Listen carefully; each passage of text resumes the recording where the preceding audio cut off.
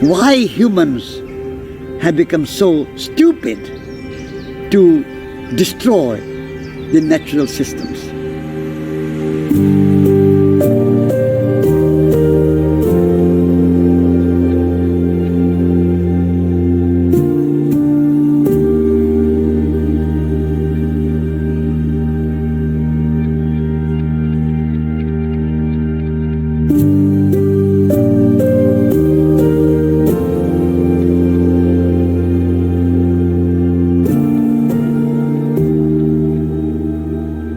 Biggest problem in our time on this earth is separation between nature and humans.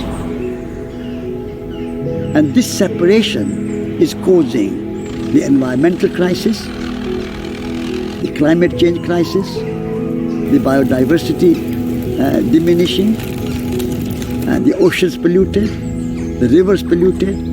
Because we see nature as separate. We have also treated humans and humans separate. And so Russians and Ukrainians are separate. Americans and Chinese are separate. Indians and Pakistanis are separate. Brexit is the cause of separation. Separation, separation, separation. And we are so busy maintaining and upholding this separation. And this is the biggest challenge of our time. We have to end the story of separation, full stop. Unless we end the story of separation, there is no salvation for humanity. And therefore we can do to nature whatever we like. And we think that humans are superior to nature, higher from nature. And therefore we have right to exploit nature. Nature has no rights. We only think about human rights. But at Schumacher College we say that human rights are good, but nature also has rights.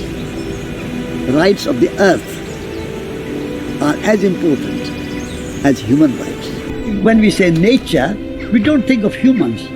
Nature, we think, oh, trees are nature, birds are nature, animals are nature, grass is nature, butterfly is nature, but we humans are not nature. That's a big mistake. We are nature. No separation between humans and nature. All everything what exists, what is born is nature. And everything is related. Humans are animals too. So the way we treat animals is like war with nature. The way we put animals in factory farms, thousands of pigs and thousands of cows and thousands of chickens in factory farms, in a congested environment. They never see the light of the day in their entire life. This is no way to treat animals.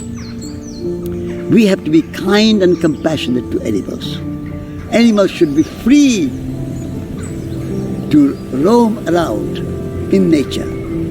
At the moment, large numbers of humans are treated badly, but even larger numbers of animals are treated very badly. So we have to make peace with nature. We have to make peace with the earth. We have to make peace with animals. This is a big change we need. Also, we don't need to eat so much meat. 30 to 40% of carbon emission causing climate change is coming from meat industry. The huge amount of water we use to produce meat. Huge amount of electricity we use to produce meat. And we don't need to eat so much meat. We are over-consuming meat. And people are not healthy because of that. So we need to increase plant-based diet that is healthier and better for the environment and better for nature and better for the earth.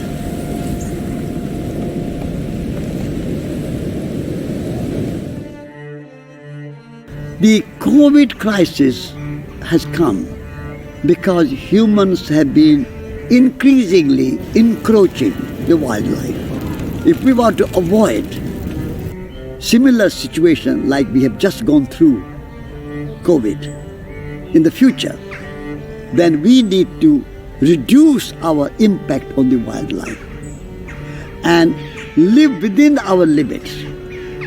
And even the farms, and factory farms especially, we don't need so much land. 30 to 40% of food is wasted. And we are going on increasing our footprint on the land. So we need to rewild some of our existing farms and not take any more new wildlife and not cut down the rainforest in Amazon to produce more soya beans. But that will bring more pandemic and more COVID crisis, because wildlife will get into food chain and the virus will get into food chain. And that's how it happened. And so we need to live modestly and moderately and simply and in harmony with nature. Then we have greater hope for avoiding pandemic. India is going through tremendous heat wave. And that heat wave is caused by huge amount of fossil fuel use. India is one of the biggest user of coal. We don't need to use so much coal and oil. If you use energy from hell, you create hell on earth. So India has tremendous gift from nature. There's a lot of sunshine, a lot of rain, and a lot of wind. And the sunshine and the rain and the wind come from heaven, from above. And so if you use energy from heaven, you create heaven on earth. And also use less energy. We think there is no end to how much energy we can use. It's endless demand. Demand is never decreasing, always increasing. There should be an optimum use of energy per person, per capita. And beyond that, we should use human energy. Humans have a lot of energy, but we don't use it. And we are always using more machines, and more machines. And machines need fossil fuel or even wind power and solar power, electricity. But the humans don't need electricity. So we should use our muscle power, our hands and our legs and our body, and to make things, to produce things, to build a house, to make clothes, to make shoes, we should use human energy. That was Mahatma Gandhi's idea. Crafts, art, cottage industry, handmade things, they are more beautiful. People are pushed into doing things in a non-sustainable way, using chemicals and big machinery because they're trying to get bigger and bigger and bigger and get more efficient. And then that means that we have this huge crisis in our ecosystem. You know, we have there's a debate going on at the moment where they have the idea of having really intensive agriculture producing our food and then rewilded areas purely left for wildlife. And the rewilding areas are great, and I think they're part of the solution. But I think we also should be growing our food in a way that supports wildlife. We are providing habitat for wildlife and growing food at the same time. And as humans, we're part of nature, whereas I think the mainstream farming system has separated us out and turned us into, well, almost like machines in a way, just trying to make money. And because it's so hard to make money, people are forced to really compromise and damage the wildlife. And we have this crisis of insects and all wildlife because we're just not looking after the soil. But the thing is, we're also not looking after ourselves. There is no life which can exist without mutuality and reciprocity. This is the key to our whole existence. If we look after the soil, if we look after wildlife, we're producing healthy food for ourselves. If we're not looking after the soil, then the food isn't any good for us, and we're making ourselves sick because we're part of it all. But we have become so separate as a people from the natural world, and personally that's where I think we've gone wrong, and where mainstream farming needs to change. It needs to bring the people and nature back together. Social media and the internet and news media, the way those systems are kind of harvesting our attention for profit away from the people around us and the land around us, and then making money off of that redirection, that's one of the biggest evils, I think, and one of the underlying symptoms of all the knock-on degradative problems in the world. My message to people who don't care for the environment is that without environment you will not exist. You are made of earth, air, fire and water. If air is polluted, you have to breathe it. If water is polluted, you have to drink it. If soil is poisoned, your food will not be nourishing and healthy. Therefore, if you don't care for the environment, that means you don't care for yourself. It seems to me the problem is that the people that hold the power at this moment on the planet, large corporations, etc., don't have the capacity or the consciousness to actually change their mode of thinking. And then if I go back to my own experience growing up in London, and it's just a completely cosmetic, you go to the supermarket, you get your food, and so you grow up almost within a prison system. You know your thoughts, the school that you go to, you grow up within that system, and I didn't really get a chance to escape that system until I came here years ago and had the fortunate stroke of luck to study theatre here, which gave me a springboard to discover new things. I just think it's the essential question of our time is how do we get this message transmitted? We have built this system over nearly 200 years, and creating a new consciousness is not going to be an overnight job. But a journey of 1,000 miles begins with one step. We have to start somewhere. We have to have a hope. We have to have optimism. We have to have a conviction. We have to start somewhere. And so, first step is that we embody these principles in our own life. Those who have become conscious of this reality, they embody their own truth and try to live that in their lives. No matter what the world is doing, no matter what governments are doing, no matter what industry and business are doing, no matter what universities are doing, what I am doing, we have to start with ourselves. Second is, learn the skills of communication. Through poetry, through music, through writing books, through doing something else, whatever way you can communicate these ideas. More people in our society, in our environmental movement, in ecology movement, learn how to communicate. I mean, look at the business, how they communicate. The industry, how they communicate, how they publicize, how they advertise their products. Suddenly, everything gets everywhere because they spend a lot of attention in communicating their ideas. But our environmental movement and our ecology ideas and holistic ideas are very little known. So be the change and then communicate the change. And the third thing which is already happening and is growing is to join other people together. All great rivers are made of small tributaries. If we join other people, and Soil Association, Friends of the Earth, Greenpeace, Extinction Rebellion, Fridays for the Future, there are many organizations are doing good work.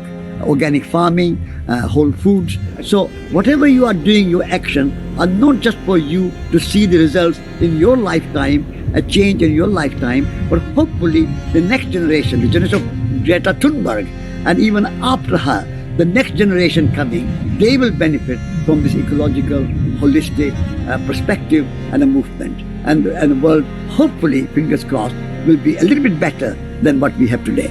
So be the change communicate the change, join the change, and then don't worry anymore. You have done your bit, and you are not in charge. I am not in charge. We cannot control this. So expect no results. Just be happy in just doing your bit.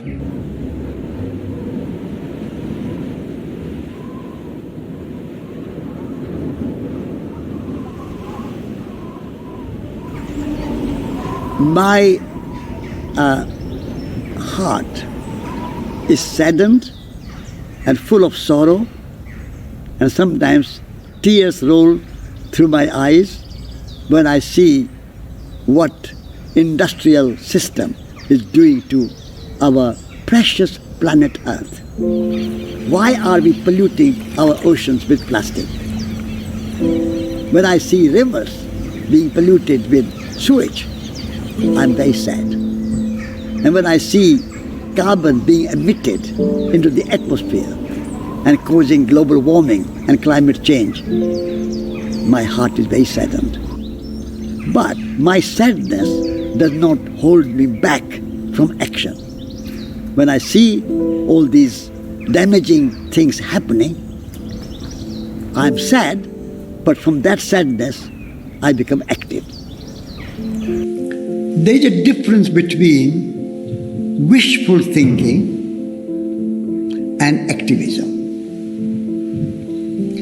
Wishful thinking is, I wish world was perfect. I wish Putin was peaceful.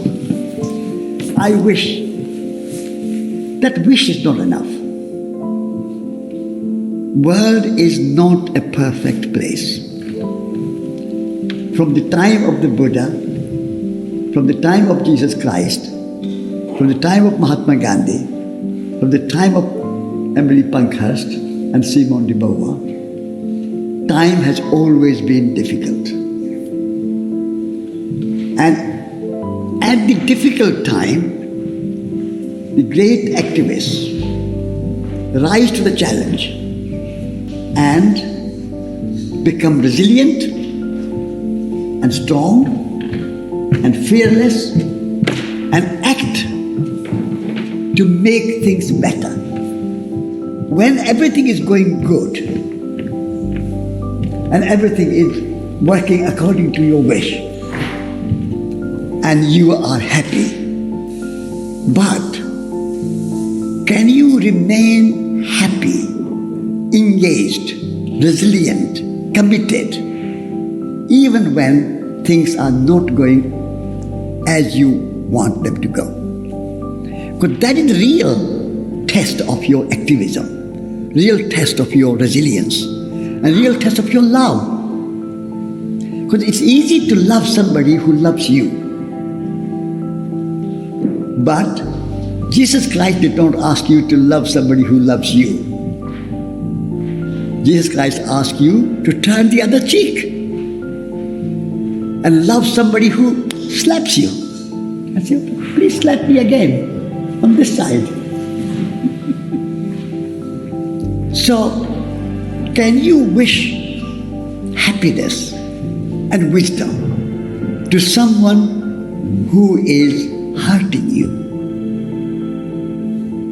Can you wish happiness and wisdom to somebody who is being difficult, who is waging wars, who is creating global warming, who is creating climate change, who is destroying rainforests?